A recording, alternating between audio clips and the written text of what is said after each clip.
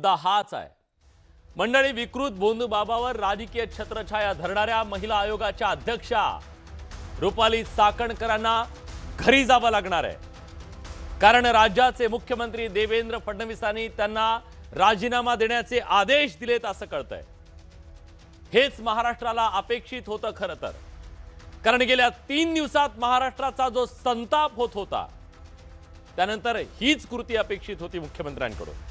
कारण आपण भोंदू कॅप्टन फाईल बद्दल जे काही ऐकतोय, जे काही वाचतोय, जे काही पाहतोय ना, त्याने महाराष्ट्राची मान शर्मेने खाली जातो। हे प्रकरण केवळ एका भोंदूच्या विकृतीपुरतं मर्यादित नव्हतं, नाहीये, हा आपल्या सामाजिक विवेकाचा कस लावणारा प्रसंग आहे। ज्या समाजानं संत परंपरेचा वारसा जपला, जिथं आज अवतार म्हणून विकृतांचा उदो करणारी, त्याला खत पाणी घालणारी, त्यांच्या पायावर लोटांगण घेणारी, पाय पदरानं पुसणारी माणसं संवैधानिक पदावर बसणं हे या महाराष्ट्राला शोभणारं नव्हतं।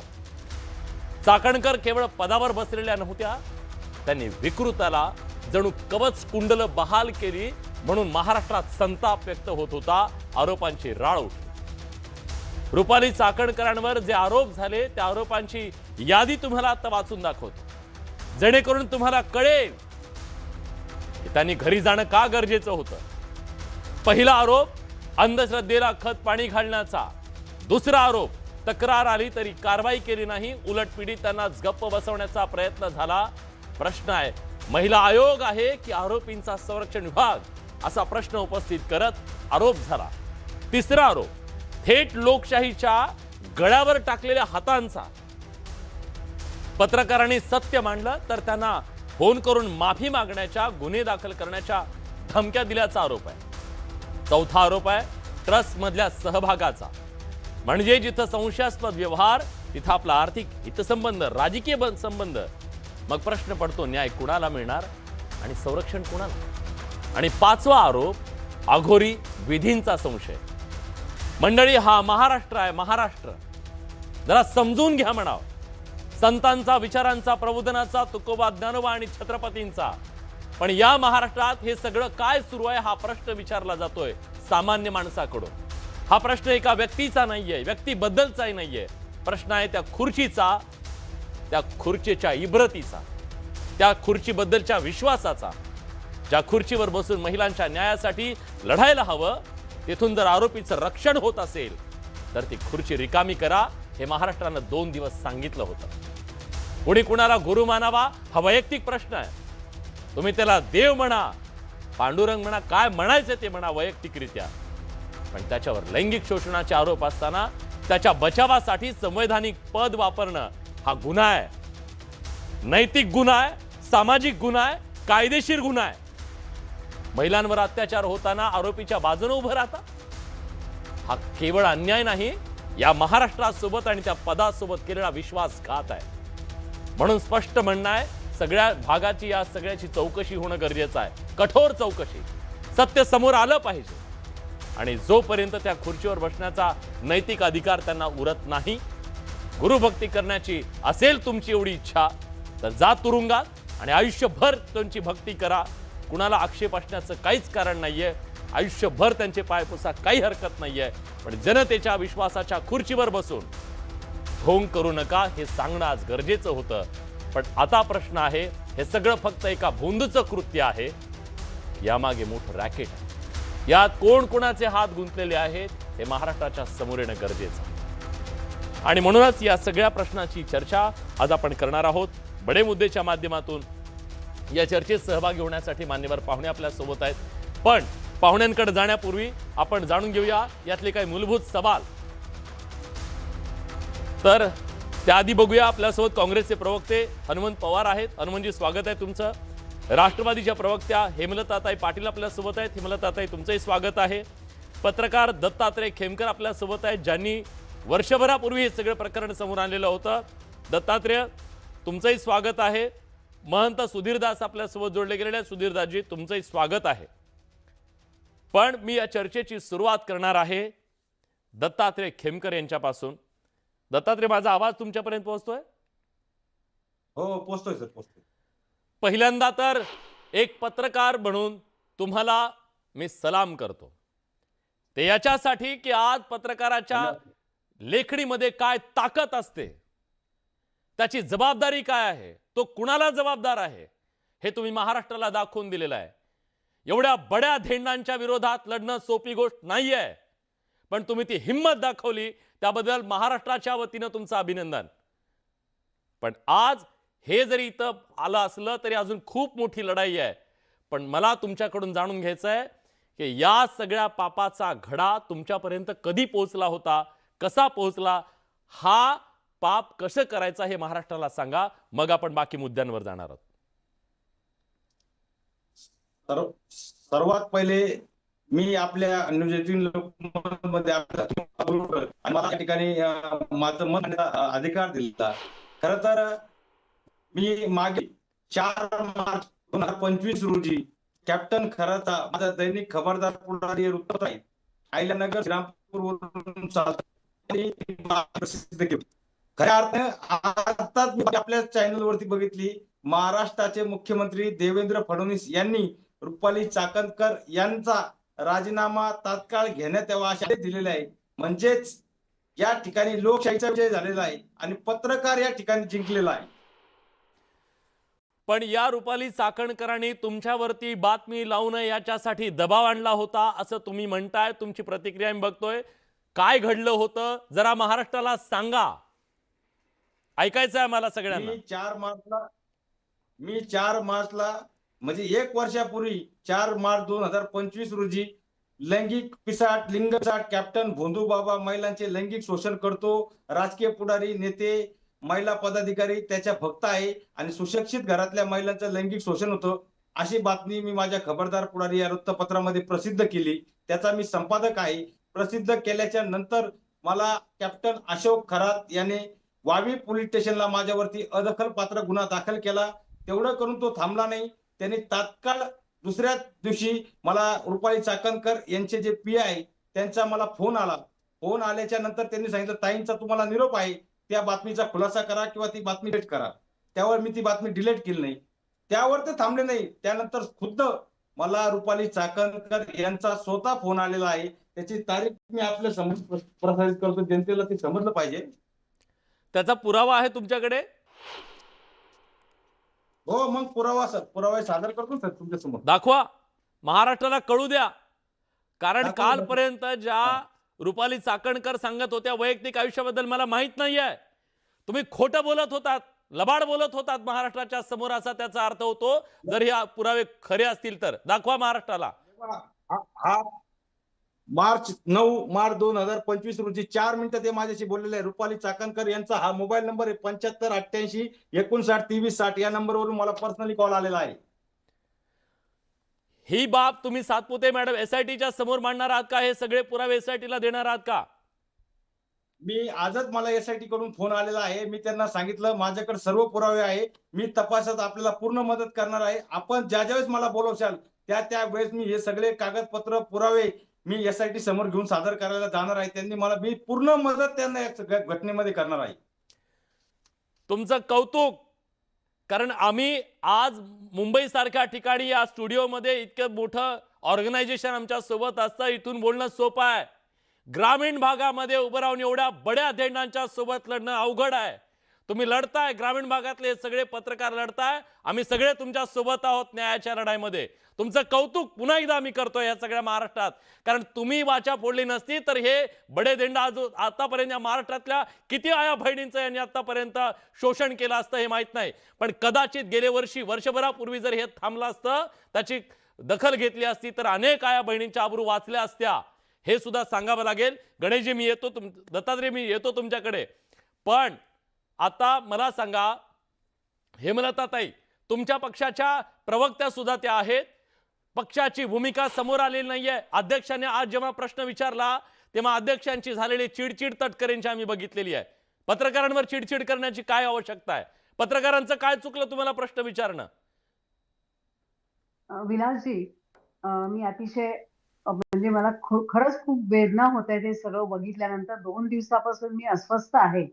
आणि तुम्ही मला प्रश्न विचारला माझ्या पक्षाबद्दल. मला माझे नेते, माझ्या पक्षाचे नेते अजितदादा पवार यांचा प्रचंड अभिमान वाटतो की त्या व्यक्तींनी आयुष्यभर फुले शाहू आंबेडकरांची परंपरा जपली, फक्त बोलण्यासाठी नाही किंवा फक्त भाषण करण्यासाठी नाही, तर ती स्वतः आत्मसात आणली आणि आपल्या पक्षाच्या लोकांनी अशाच पद्धतीने वागलं पाहिजे असा एक त्यांनी दंडक घालून दिला. ही व्यक्ती अशी होती की ना कधी बाबा बुवा यांच्या मागे लागली, ना कधी गंडेदोऱ्याच्या मागे लागली. त्यांच्या स्वतःच्या ज्या आस्था असतील त्या त्यांनी स्वतःपुरत्या मर्यादित ठेवल्या, पण कुठेही अशा कुठल्या बाबा बुवांच्या मागे लागले नाहीत. आमच्या नेत्या आदरणीय सुनेत्राताई जेव्हा अध्यक्ष झाल्या पक्षाच्या, त्यावेळेला त्यांनी अगदी ठामपणे सांगितलं की अजितदादांनी जी फुले शाहू आंबेडकरांची परंपरा जपलेली आहे, ती परंपरा मी शेवटपर्यंत जपेन, उठणार नाही, मातणार नाही, घेतला वसा टाकणार नाही. अशा पद्धतीचा एक दंडक माझ्या पक्षाने घालून दिलेला आहे. आणि हे 2 दिवसापासून जे बघते ते अतिशय लाजिरवाणं आहे, किळसवाणं आहे, व्यथित करणारं आहे. कुठल्याही एक व्यक्ती असेल, तो हे सगळं सहन करण्याच्या पुढे आहे. माझ्या घरापासून अर्धा किलोमीटरवरती ज्या बाबाचं ऑफिस आहे, तो बाबा तर इतके इतके विकृत चाळे करत होता आणि अनेक मान्यवर त्या ठिकाणी यायचे, त्यांच्या भेटी घ्यायच्या. एक तो बाबा आहे, त्याला काही अंकशास्त्र येतं एवढ्यापुरती ती माहिती होती. पण हे जर इतकं विकृत स्वरूप असेल, तर मला असं वाटतं की अजितदादा जर आज असते, त्यांनी जी भूमिका घेतली असती, तीच भूमिका माझ्या पक्षाच्या नेत्या आदरणीय सुनेत्राताई पण घेतील. ताई दुर्दैव तीच आहे, भूमिका माफ करा, तुम्हाला वाईट वाटेल, मी वैयक्तिक नाहीये, मी वैयक्तिक बोलत नाहीये, पण ही संधी होती पक्षाच्या अध्यक्षा म्हणून, आता ज्या प्रकारे उपमुख्यमंत्री म्हणून सुद्धा थेट सांगण्याची, हे चालणार नाही. ते त्यांच्याऐवजी मुख्यमंत्र्यांना सांगावं लागलं, पण अजूनही पक्ष भूमिका घेत नाही. याच्या मागचं कारण काय? काय अशी मजबुरी आहे? मी एकच प्रश्न विचारतो. खरं तर तुम्ही नाही सांगू शकणार, पण तरी मला प्रतिक्रिया हवी आहे. नाही, पक्षाने भूमिका घेतली नाही असं नाहीये. पक्षाने याची सखोल चौकशी सुरू केलेली आहे. माझ्या माहितीप्रमाणे कदाचित सुनेत्राताई त्यांच्याशी रुपालीताईंशी बोलल्याही असतील आणि मुख्यमंत्र्यांनी तसे आदेश दिलेले आहेत. पक्ष कठोरात कठोर या सगळ्या गोष्टींवरती ऍक्शन घेईल. त्या बाबाला कुठल्याही पद्धतीने हा बाबा सुटला नाही पाहिजे. याच्यामध्ये जे कोणी कुठल्याही पक्षाचे जे कोणी अडकले असतील, त्याच्यामध्ये जे कोणी दोषी असतील त्यांच्यावरती कारवाई झाली पाहिजे. हीच भूमिका माझा पक्ष घेईल आणि आदरणीय मुख्यमंत्र्यांनी ती भूमिका घेतली आहे. गृहमंत्रीपद त्यांच्याकडे आहे आणि मला खात्री आहे की याच्यामध्ये कुठलाही व्यक्ती सुटला नाही पाहिजे. कारण हे जे काही महाराष्ट्राला जो कलंक लागलेला आहे, हा कलंक अतिशय वाईट आहे आणि याच्यावरती जर सजा झाली नाही, शिक्षा झाली नाही, तर पुढे म्हातारी मेल्याचं दुःख नाही, पण काळ अशा पद्धतीने सोपवेल आणि जी घटना घडली ती महाराष्ट्राला अतिशय लाजिरवाणी आहे. त्यामुळे माझा पक्षही तीच भूमिका घेईल, महाराष्ट्र सरकारही तीच भूमिका घेईल आणि मुख्यमंत्री जे काही आदेश देतील ते सर्वांवरती बंधनकारक राहतील. अगदी खरं आहे. आशा आमची तुमच्याकडून तीच आहे की या सगळ्या प्रकरणात कुणालाही वाचवता कामा नये. कोणी कितीही मोठा असला आणि तुमच्या पक्षाचा किती मोठा पदाधिकारी असेल किंवा कोणी असेल, अशी आशा करूया. अंजलीताई दमानी आपल्यासोबत जोडले गेलेले आहेत. ताई, स्वागत आहे तुमचं. आज महाराष्ट्राच्या मनात संतापाची लाट आहे. त्याचं कारण असं आहे, एका बाजूला त्याची ती किळसवाणी विकृती आहे आणि दुसऱ्या बाजूला त्याच्यावर धरलेलं राजकीय छत्र आहे. आणि अशा परिस्थितीमध्ये सुद्धा आपण जाऊन राजीनामा द्यावा, आपण जाऊन चौकशीला सामोरं जावं असं वाटत नाहीये. नैतिकता संपली का या महाराष्ट्रातली? नाही, अगदी नक्कीच संपलीये. जरा जरी त्यांना लाज असती ना, तर ज्या दिवशी त्यांचं नाव आलं त्या दिवशी त्यांनी तात्काळ राजीनामा देणं गरजेचं होतं. आज तर त्यांच्यावर हक्कलपट्टी करण्यापर्यंत जर वेळ आली असेल तर त्याला फक्त त्या जबाबदार आहेत. आताच्या घटनेला मला जे करण विलास, मी त्याचे असंख्य व्हिडिओज बघितलेत. मला काल जे आधी माझ्याकडे 2 आले होते आणि त्यानंतर काल जे 5-6 व्हिडिओ होते ते बघून ना माझं डोकं इतकं सुन्न झालंय. इतकी विकृत माणसं आपल्या महाराष्ट्रात राहतात हे बघून सुद्धा मला याचा विचार करून सुद्धा मला त्रास होतोय. आणि अशा माणसांना पदोपदी या वाचवायच्या आणि त्या मॅडम आमच्या महाराष्ट्राच्या महिला आयोगाच्या अध्यक्षा असू शकतात. याला काय बोलावं आता? कारण कित्येक पीडितांचं असं म्हणणं आहे की त्यांनी पोलीस स्टेशनमध्ये जाऊन तक्रार देण्याचा प्रयत्न केला, त्यांची तक्रार घेतली गेली नाही. एवढंच नाही तर एक विकास दिवटे नावाच्या माणसानी आत्महत्या केली. आणि त्याची फाईल सुद्धा बंद करण्यात आली. तर मी आता माझ्याकडे आलेली सगळी जी माहिती होती, मला माहित नाही तुम्ही ती सकाळच्या प्रेस कॉन्फरन्समध्ये ऐकली की नाही. तर हं, हं. हा so called Thorat, sorry Kharat, हा अशोक खरात काय करायचा, एक ओशनो जल नावाचा प्रकार बनवायचा. हां, हां. तर ते ओशनो जल काय होतं, तर त्याच्यात कॉफ सिरप असायचं, पाणी घालायचा आणि कुटलेला म्हणजे पावडर्ड फॉर्म ऑफ वायग्रा त्याच्यात घालून हां. त्याचा एक जल बनवायचा, ज्याच्यात राजकारण्यांची प्रचंड डिमांड होती, प्रचंड. हं, हं. आणि त्याच्यासाठी लोकं गाड्या पाठवायचे, माणसं पाठवायचे. एक व्यक्ती जे तिरुपती बालाजी ट्रस्टचे ट्रस्टी आहेत, ते हेलिकॉप्टर पाठवायचे. हां. ते जल घ्यायला, उष्ण जल घ्यायला. म्हणजे तुम्ही विचार करा, किती घाण माणसं आहेत ती. त्याचे काही जे प्रकार मी ते ओशनो प्रेयर काय आणि सिद्ध प्रे काय, त्या सगळ्या गोष्टी मी आज सकाळी माझ्या प्रेस कॉन्फरन्समध्ये मांडल्या. असंख्य बायकांना आज आता तुम्ही जो हा व्हिडिओ दाखवतायत, असे जेव्हा असंख्य व्हिडिओज बघतो ना, तळपायाच्या मस्तकाला गेलीये, की ही माणसं नाही, हे पण हैवान आहेत, अध्यक्षांची कणभर सुद्धा कवर्ट्स गेली आहेत. नाही ताई. या मी राज्याच्या महिला आयोगाच्या अध्यक्षांची कणभर सुद्धा तिडी गेली नाही डोक्यामध्ये हे सगळं बघितल्यानंतर सुद्धा. याला काय म्हणायचं? आता 3 तेच दिवसानंतर पोलिसांना ते पत्र लिहितात आणि सांगतात की काय असेल ती योग्य ती कारवाई करा. राग नाहीयेत, मी संताप नाहीयेत? तळपायाच्या मस्तकाला जाते. म्हणूनच मी आत्ताच ग्रुपवर त्यांनी जे सदानंद दातेंना 20 मार्च म्हणजे आज जे पत्र पाठवलंय, ते पत्र देखील मी आता माझ्या ब्रॉडकास्ट ग्रुपवर शेअर केलं. संताप येतो बघून, की या अध्यक्षाबाई आहेत का हजाम आहेत? म्हणजे एकतर सगळ्या पीडितांच्या केसेस दाबणं, त्यांची केसेस पुढे न जाऊ देणं, पोलिसांवर दबाव आणणं, ह्या महिला आयोगाच्या अध्यक्षा करू शकतात, एक स्त्री करू शकते, याचीच मला आता किळस येतेय. आणि आता हेमलता पाटील ज्या बोलल्या, खरं तर त्यांच्याबद्दल मला खरंच आदर आहे. पण त्या आज जे बोलल्या, की सुनेत्रा पवार यांनी तात्काळ त्यांना तुम्ही पद सोडा, अशी सांगण्याची गरज होती. आणि जसं तुम्ही म्हणालात, की खरंच आज जर त्यांनी तसं केलं असतं, महाराष्ट्रातल्या प्रत्येक स्त्रीला त्यांच्याबद्दल आदर निर्माण झाला असता.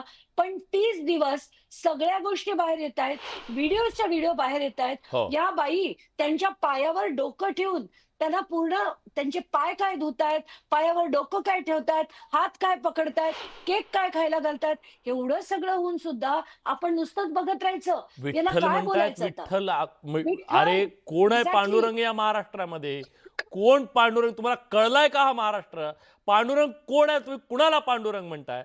हा जो आणि संताप आहे ना. आणि ताई दुसरी एक गोष्ट, याच आपल्या डिबेट शोच्या माध्यमातून आपण महिलांसाठी महिला आयोगाला अध्यक्ष कधी देणार याच्यावर डिबेट केली आपण. महिलांच्या अगदी सुरक्षेसाठी महिला आयोगाला अध्यक्ष द्या याच्यासाठी आपण डिबेट केले, घसा कोरडा केला. आणि आज अध्यक्षपदावर बसलेल्या ह्यांच्याकडून ही अपेक्षा आहे महाराष्ट्राला? हनुमंत पवारजी मला सांगा, या महाराष्ट्रामध्ये या राजकीय नेत्यांना अशा प्रकारे भोंदूगिरीच्या वळचणीला जाण्याची काय गरज आली? हे कुठले पेय प्यायला चाललेत?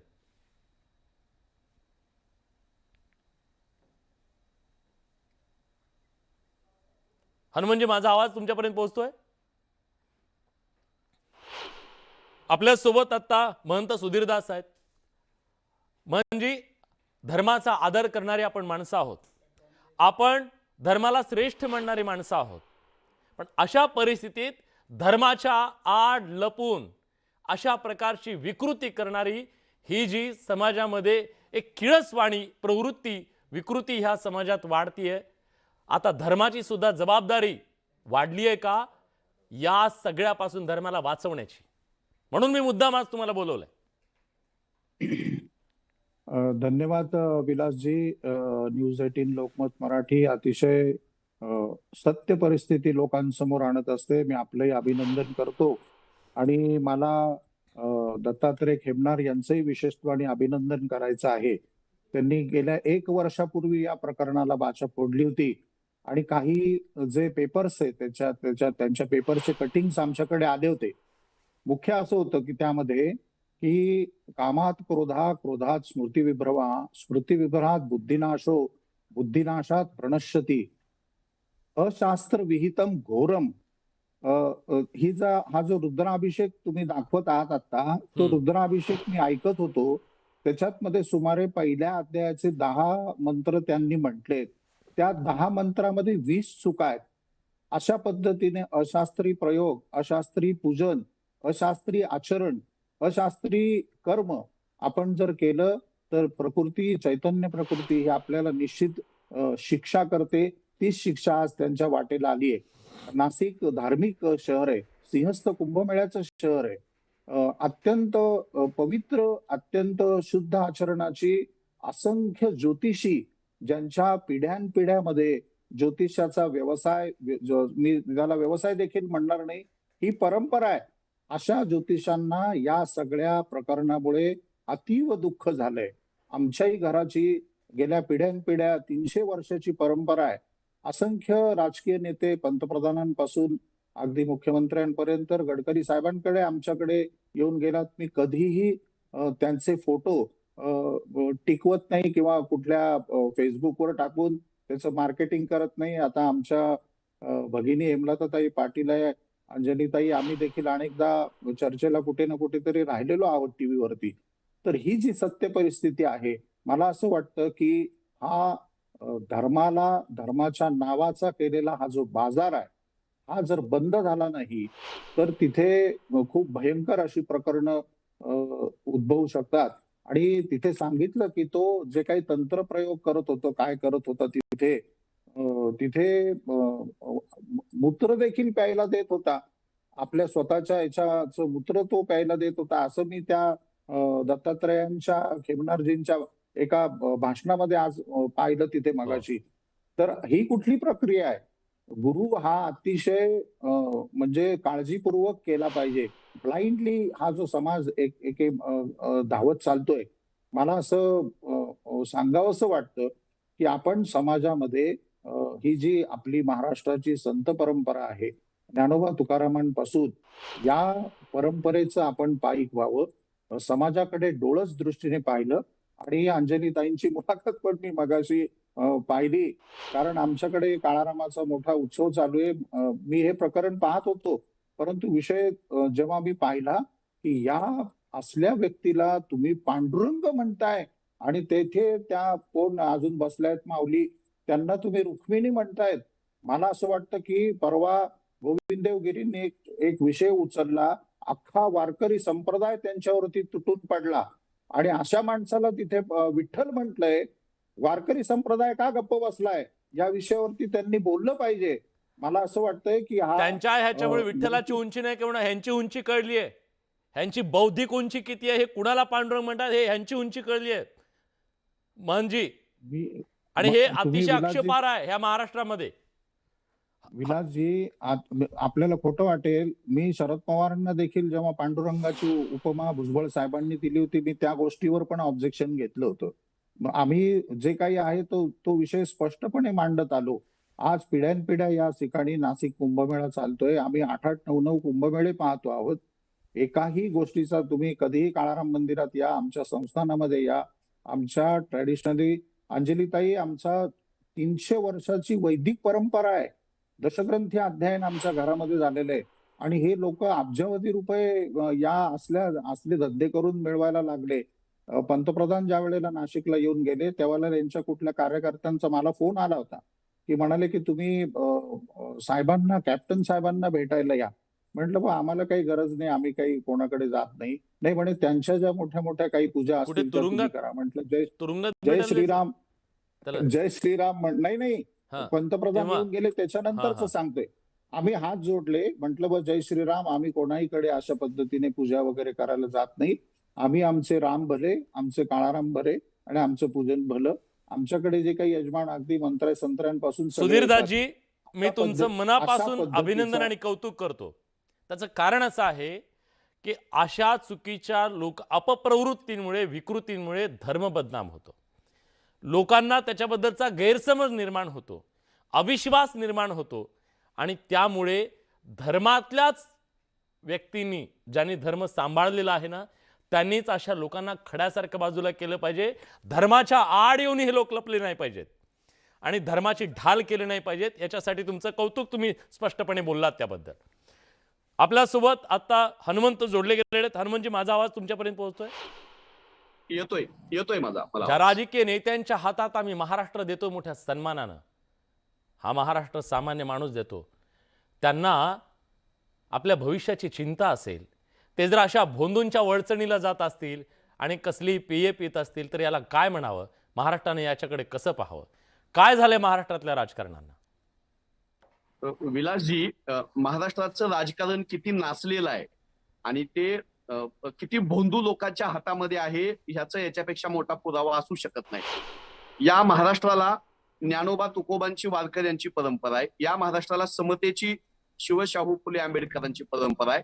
या महाराष्ट्राला बुद्धी प्रामाण्यवादी गोपाळ गणेश आगरकर, डॉक्टर नरेंद्र दाभोळकरांची परंपरा आहे. आणि या महाराष्ट्रामध्ये घटनाकार झालेले आहेत. ज्या घटनेच्या कलम 51 मध्ये वैज्ञानिक दृष्टिकोन असणं हे आपलं सगळ्यांचं कर्तव्य सांगितलेलं आहे.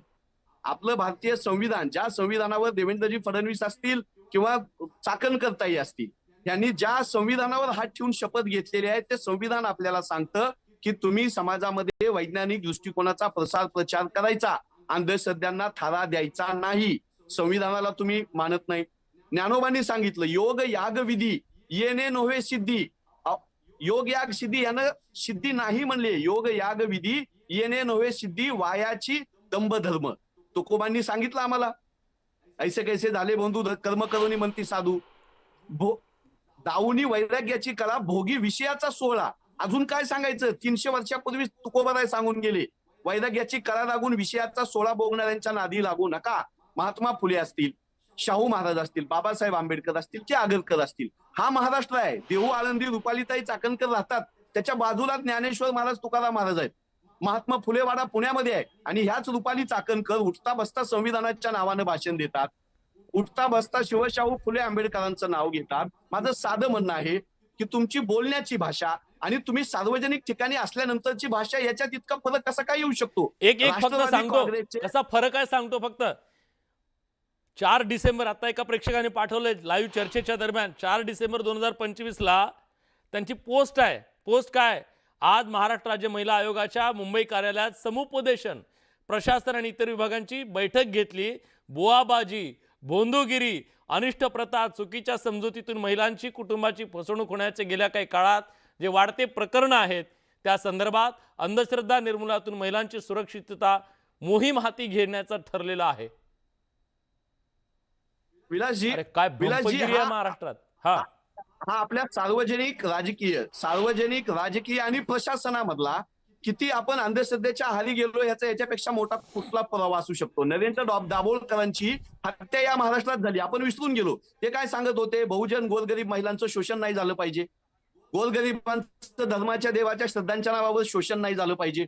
कुणीही गुरु म्हणून लोकांना अतिभौतिक शक्तीची भीती घालून किंवा काहीतरी यश अपयश देतो म्हणून त्यांना फसवलं नाही पाहिजे. ते जादू टोना विरोधी विधेयक तुमच्या माझ्या महाराष्ट्रामध्ये पास झालेलं आहे. भारतात कुठेच नव्हतं ते विधेयक.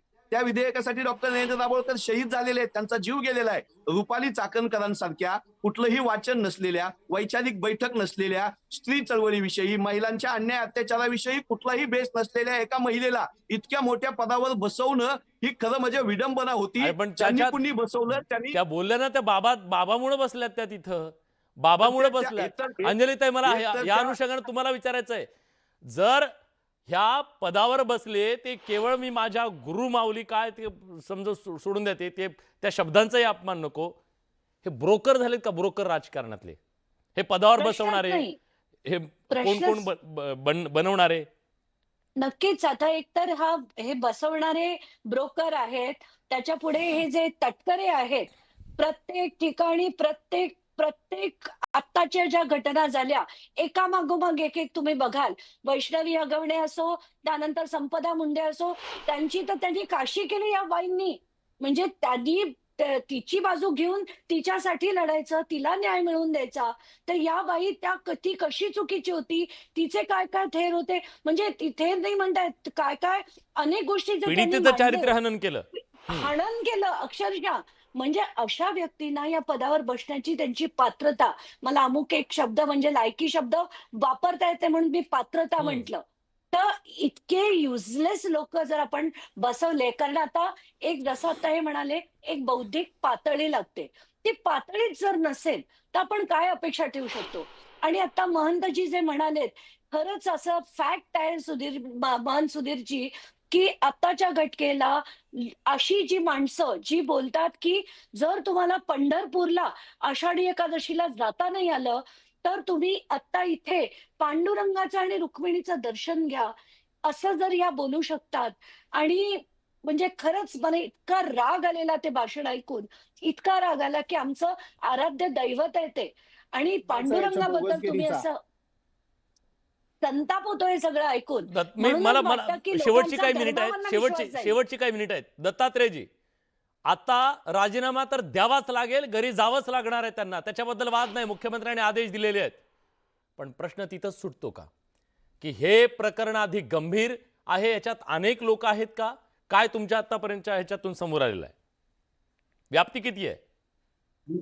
मी यामध्ये सांगतो सर, यामध्ये आतापर्यंत बघितलं तर पोलिसांच्या हाती 59 व्हिडिओ आता आहेत.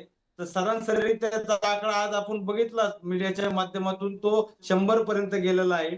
आणि या प्रकरणामध्ये किमान त्या बाबाच्या लैंगिक शोषणाला, माझ्या मते तरी मी सांगतो, किमान 500 महिला त्या बाबाच्या लैंगिक शोषणाला बळी पडलेल्या आहेत. हे जर असं असेल तर हे अतिशय घातक आहे, हे खूप गंभीर आहे आणि त्याची तितक्याच गांभीर्यानं दखल घेणं गरजेचं आहे.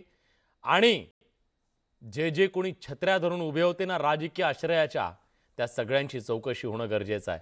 कारण एक माणूस अशा प्रकारे सपोर्ट असल्याशिवाय असं करू शकणार नाही. कुणाकुणाचा सपोर्ट होता आणि कुणाच्या सपोर्टमुळं आया बहिणींवर हात टाकण्याची त्याची हिंमत झाली, हे समोर येणं गरजेचं आहे. हनुमानजी, शेवटची कमेंट. हे मला आता मी तुमच्याकडे पण येणार आहे, अगदी थोडक्यात, माझं 1 मिनिट राहिलंय.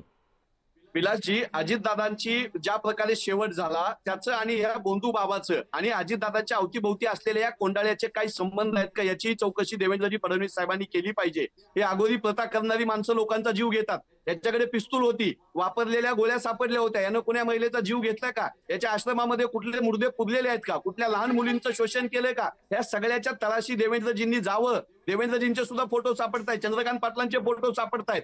या सगळ्या लोकांना माझी विनंती आहे की तुम्ही यांच्यासोबत तुम्ही नाहीयेत हे सिद्ध करण्याचं आवाहन या महाराष्ट्राचा एक विवेकी नागरिक म्हणून मी हात जोडून तुमच्याकडे करतो. निश्चित. हेमलताताई, अपेक्षा आता हीच आहे, नो दयामया. महाराष्ट्राच्या मनातला संताप आज तुम्ही इथून घेऊन गेलेला आहात, असं मी आशा करतो. पक्षापर्यंत पोहोचवणार का?